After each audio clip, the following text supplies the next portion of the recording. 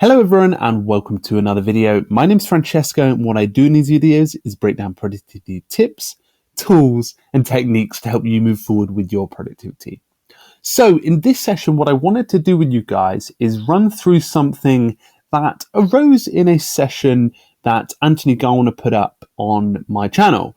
And Anthony is a photographer, and what he did is he did the video for Todoist for photography, and I will post that in the comments. If you haven't watched it yet, I definitely recommend it because Anthony goes extremely deep with his usage of Todoist, and he also allows us really great access into some of the methods he uses.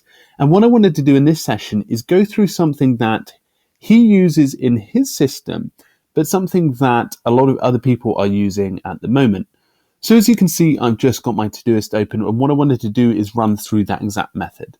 So the method is called, it's basically a 4-prong approach to organizing all of your tasks based on their importance and their urgency.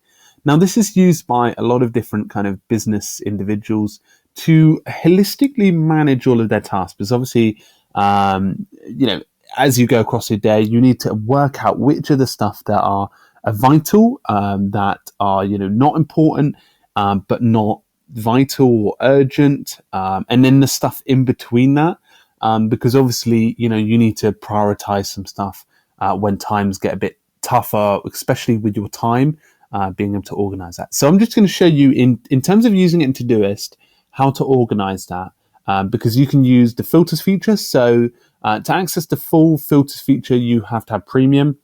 You can, and also labels as well, to kind of really maximize your experience. So this is something, if you're considering implementing, you might need the premium feature, but it's something that obviously if you've tried Todoist, maybe trying it for a month is worth seeing whether this system implements well, or trying it actually with another productivity app that allows you to do it free, and then coming back to Todoist and working out whether you're up for premium. So here we go. Let's add a task and let's say film Todoist urgency video.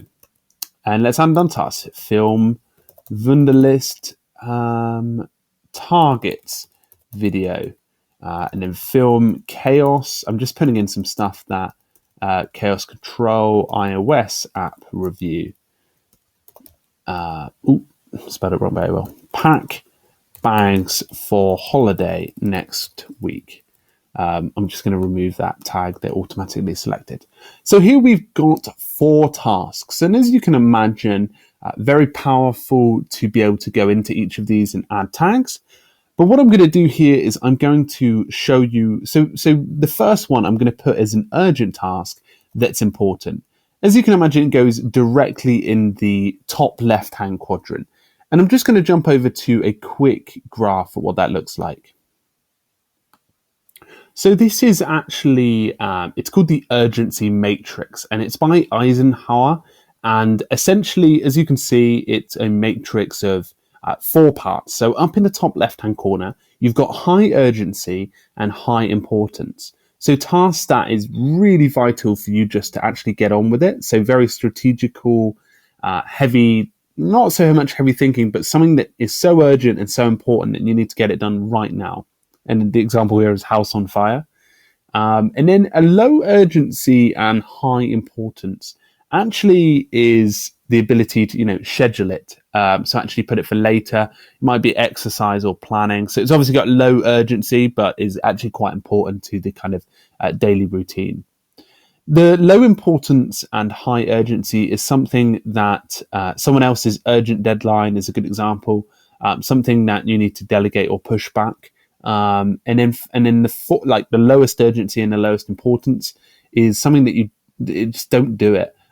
Making sure last year's folders are in the right folder. So something that literally won't be bothered if you didn't do it that day or that week. So going back to the Todoist setup. So let's say the film Todoist urgency video is an urgent and important task. Let's say the Wunderlist targets video is a non-urgent. So what I've done here is at non-urgent at non_urgent, and then important. So it is important to do. What I've done is I actually haven't marked important in the color code, but I've put non-urgent in green and urgent in red. So it kind of is a bit more kind of flagged up. Let's say this one is non-important, non_important and urgent. So as you can see, non-importance in blue just kind of distinguish between the important. And let's say these are both non-urgent and non-important. So very light colors. So as you can see, that's really useful because obviously in the long run, I could see that at glance and be like, oh, okay, that's non-urgent, non-important. But the real value comes in the filters. So if I go over to my filters, what I can do is I've created these pre-selected filters, and all you do is simply type in urgent, important as a name. That's nothing you need to do there. And use the @urgent and. So you need to use this and symbol at important. And when you save that query, as you can see, Todoist urgency video comes up. And as you can see, it is implemented across the board. So urgent, non-important, and again, using the underscore there, which is quite great. So as you can see, imagine if you had loads of tasks and you could be like, okay, so this is stuff I need to do straight away or else, things bad things happen. Urgent, non-important. So these are things I need to schedule. So going back to this, things I need to schedule, exercise or planning. And then this is the non-urgent important. So here, non-urgent. So here and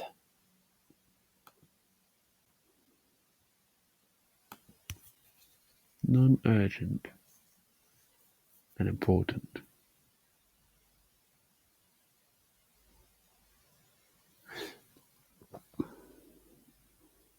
Okay, so this is the urgent and important folder. So film Todoist, urgency video. So that's up here. That's vital for me to do. Let's say this is the urgent and non-important. So urgent is here and non-important, so here. So to delegate or push back someone else's urgent deadline. As you can see, that's not the case. Non-urgent and important. So non-urgent here and important. So that's an exercise or planning activity.